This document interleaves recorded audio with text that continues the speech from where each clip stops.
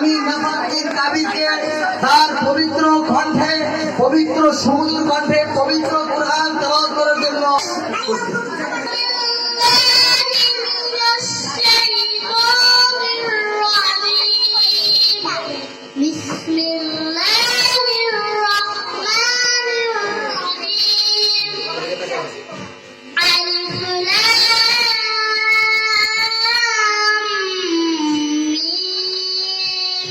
ذلك الكتاب لا ريب فيه هدى للمتقين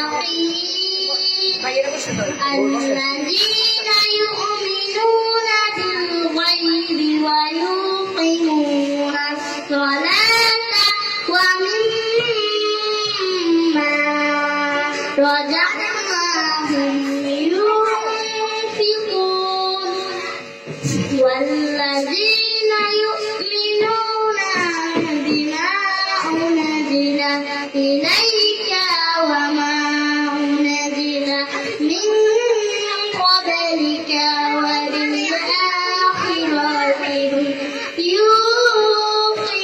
يوقنون صدق الله العلي العظيم আলহামদুলিল্লাহ নাফাত বিন কাবের তেলাওয়াত শুনে আমি খুবই মুগ্ধ এবং অন্তরস্থল থেকে নাফাত বিন কাবেরকে জাযাকাল্লাহু খাইরান, আল্লাহ তাআলা তাকে উত্তম প্রতিদান দান করুন।